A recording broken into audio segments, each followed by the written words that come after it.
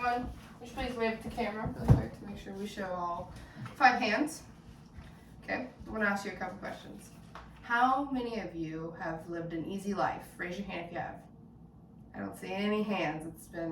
Life is a complicated process, and there are hiccups that you go through every day. A wise man named Byron Coley once said self-belief and hard work will always earn you success. How many of you believe that?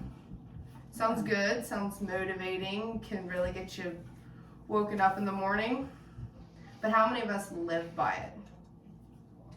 And a big part, it's a 2-part quote, self-belief and hard work. Those are 2 completely different things.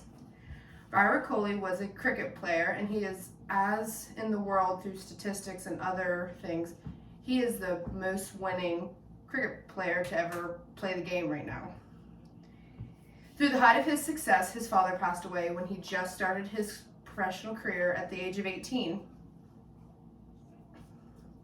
You all know, as my family, just like Byron, that I do play sports and I'm very dedicated in the things that I do throughout my life. I'm an athlete, a Christian, and a baker.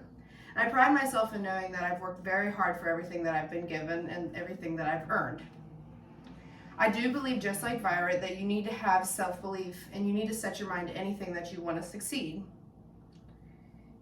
Sports do not come naturally for me. Growing up, sports were not the easiest thing for me. I was never the best at throwing, never the strongest, and never the fastest. Over the past couple years, I've really had to dedicate myself to sports to get where I want to be.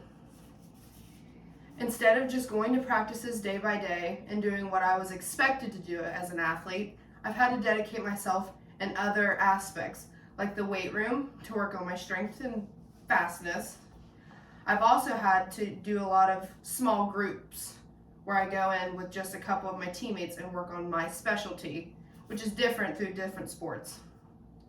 Working on myself through my sports has provided so much for me, not only through my athletic ability, but through my mental health, and it's also started me notice, and by noticing results, I've always been able to recognize what my hard work has earned me. Just like Coley, I've lost someone recently myself. My Nana, Susan Schmidt, was very important to me in my life. She was the #1 motivator for a lot of people in my family, but mostly for me.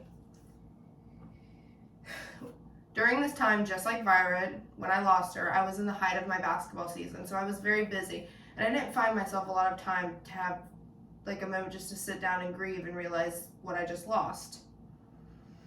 Eventually, I did get the time, and when I finally sat down and realized what happened, I did feel very heartbroken. There were so many things that I felt like she had to see of mine. There were so many events that I felt like she could have been there to experience with me, and I felt like she really missed out on that. Losing her really enlightened me to start my business in baking. I've done it forever, but I've never really had the courage to go out and start selling things. And once I finally started doing that, I realized that's how I could live through her.